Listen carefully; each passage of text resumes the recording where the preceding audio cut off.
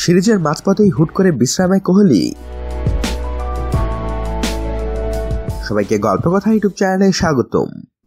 আমাদের চ্যানেলে সাবস্ক্রাইব করেছেন কি? নিউজ আপডেট পেতে সাবস্ক্রাইব লেখার উপর ও বেল বাটনে প্রেস করুন। ভারত অধিনায়ক বিরাট কোহলির নামের সঙ্গে যেমন দুর্দান্ত সব পারফরম্যান্স যুক্ত আছে, তেমনি জড়িয়ে আছে বিশ্রাম শব্দটি। হুটহাট করেই তাকে বিশ্রামে পাঠিয়ে দেয় ভারতীয় ক্রিকেট বোর্ড BCCI। এতদিন শ্রীলঙ্কা, ওয়েস্ট ইন্ডিজ এমনকি বাংলাদেশের বিপক্ষেও কোহলিকে বিশ্রামে পাঠানো হতো। এবার সেই তালিকায় যুক্ত হলো নিউজিল্যান্ডের নাম। নিউজিল্যান্ড সফরে চলতি ওয়ানডে সিরিজের শেষ 2 ম্যাচে অধিনায়ক বিরাট কোহলিকে বিশ্রাম দিয়েছে BCCI।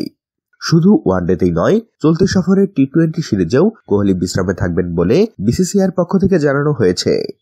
সিরিজের প্রথম ওয়ানডে 8 উইকেটে জিতে নিয়েছে ভারত।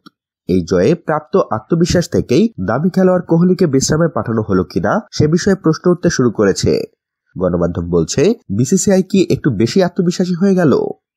BCCIর এক বিবৃতিতে বলা হয়েছে, গত কয়েক মাস তার উপর চাপের বিষয়টি বিবেচনা করে টিম ম্যানেজমেন্ট ও নির্বাচক কমিটি নিজ মাঠে অস্ট্রেলিয়া সিরিজের আগে কোহলিকে বিশ্রাম দেওয়াটাই সঠিক সিদ্ধান্ত মনে করছে। নিউজিল্যান্ডের সিরিজে তার বদলি হিসেবে কাউকে নেওয়া হবে না। শেষ 2 ওয়ানডে ও T20 সিরিজে দলের অধিনায়কত্ব করবেন রোহিত শর্মা। তো বন্ধুরা, এ বিষয়ে আপনারা কি ভাবছেন তা জানিয়ে দিন আমাদের কমেন্ট বক্সে।